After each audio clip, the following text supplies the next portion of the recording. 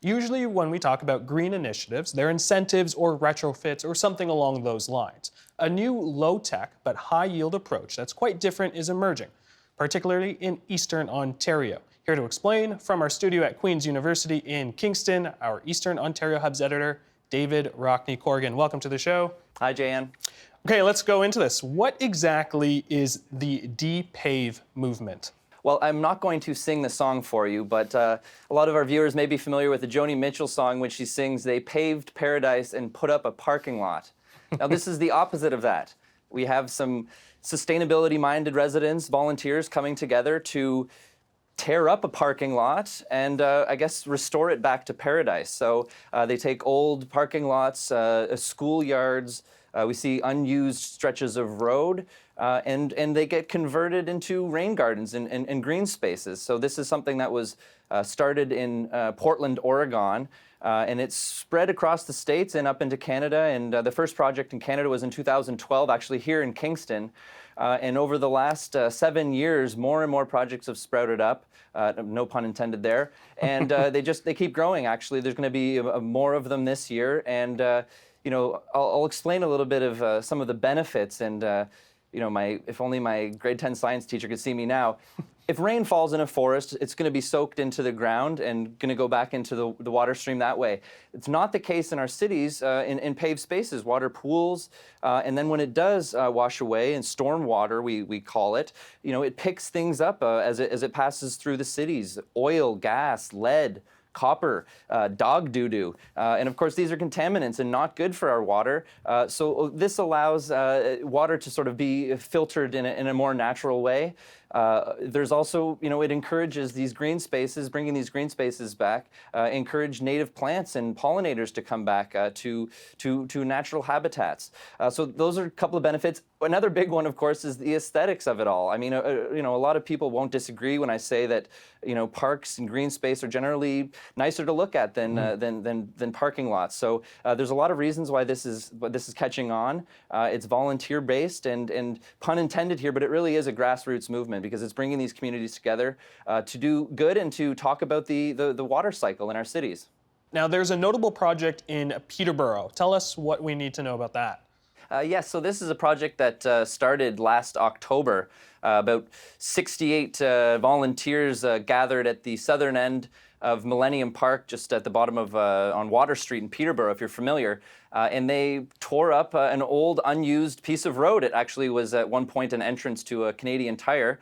And a big piece of machinery came in and chopped it up, and then these people gathered and took it out with their hands, some tools, of course, but basically with their bare hands. And as they were doing that, some of the organizers come around and educate them on you know, the impact of the project, not just the beautification factor, but some of the impacts that it, you know, can have on the environment, like the water cycle. It was one of the biggest projects, actually thought to be the biggest de-paving project of its kind in Canada. So 2 weeks later, they returned, planted some trees and bushes, and they'll be back actually in June to plant 1,000 more. So that's one of the projects going on in Peterborough. Another recent project was the Brock Mission, and I think we have a before and after photo of that. Yeah, we have it right there. And you can see the amount of asphalt that they pried up, and then you can see the bird's eye view after of the rain garden that they put in. So not quite as big as the stretch of road over near Millennium Park, which actually was about 780 square meters, roughly the equivalent of a half of a hockey rink. So these are you know, projects that Peterborough is proud of. Actually, the Millennium Park project was recently just won an award at the Ontario Business Improvement Association Awards last month. So this is something that Peterborough and Green Up, which is the local organization, are quite proud of. Now, you had mentioned the two projects in Peterborough and in Eastern Ontario. What other projects are there that we need to know about? There is a project going on this summer in Kingston at St. Lawrence College. A big piece of unused space there will be de-paved. There's a couple in the works for Hamilton on Barton Street. I think the plan is to do some streetscaping with the de-pave and sort of remove some pavement in between some of the buildings and the sidewalk along some stretches of Barton Street. And there are there are 13 projects in the works. I've been told by some of the de-paved paradise people that more are being added all the time. So there are 13 projects slated for this year in 10 different communities all across the province. No pavement is safe anymore. Now, I want to change gears to a story that you are working on. I know we have some footage. I want to get Sheldon to roll that. Let's see some of this stuff.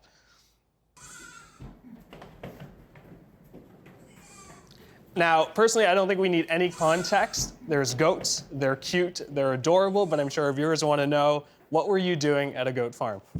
Jan, I tell people all the time that I have the best job in the world. I get to cover Eastern Ontario for TVO. So yeah, I got to go to a goat farm the other day, just outside of Cornwall. This is in South Stormont. And it's the goat farm of Norma Winters. And she's a really fascinating person in this farm. She figures has been in her family for 200 years. And until recently, it was a dairy farm, a traditional cow dairy farm. And that has become more difficult. The climate for dairy farming in that way, political reasons. Another reason of which is that her husband lost the bottom part of his leg in a farming accident recently. So things needed to change at the farm for them. Also, there was the fact that their 17-year-old son, Colby, wasn't particularly interested in the cows. So she wanted to change, and in 2016, she changed her farm over to goats, and her son loves them. I was there and saw the goats love him too. And, he sees this as his future. He says to me that one of the best parts about working at a goat farm is all the time he gets to take off of school. So actually he was not at school the day that I visited, and his mom figures that he misses maybe 30 days of school a year to take care of these goats. And it's a feel-good story in that sense, because you often hear about families having trouble keeping the family farm and their kids maybe not having an interest. But it was really cool to see Colby take such care. These are his goats, and they could be his goats for a long time to come. So that's what I was visiting that goat farm, and yes, they're cute, and it was they're very photogenic too. It was kind of fun to be around them for a morning.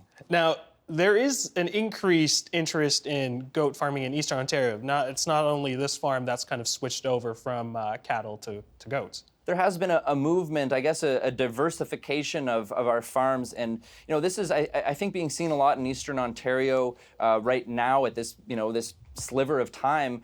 There's a huge baby formula factory being built actually here in Kingston, Faya. It's a Chinese company, and when they announced this huge factory that they'd be building here, there was they also came armed with a need for some more goat's milk. So they were actually hoping to use more goat's milk than I think all of Canada supplies right now. They've backed that off a little bit, but there is still this expectation that this Chinese baby formula plant will be, sparking an increase in demand for goat's milk. So Norma Winters and many other farmers that she knows have been bringing in goats into their farms with the hope that maybe that they can cash in. Now, Norma, I do want to say, Norma has said that this has been on the radar for a while, and I think a lot of people got in 2017 and may have got burned. So that's something I'm looking into as well. Just where exactly the sweet spot is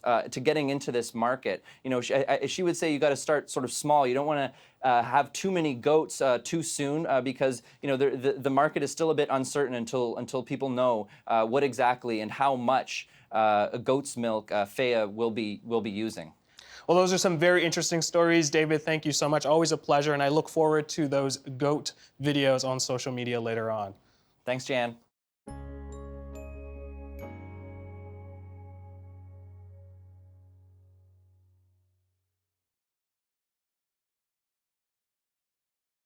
The Agenda with Steve Paikin is brought to you by the Chartered Professional Accountants of Ontario, helping businesses stay on the right side of change with strategic thinking, insightful decisions, and business leadership. Are you on the right side of change? Ask an Ontario CPA.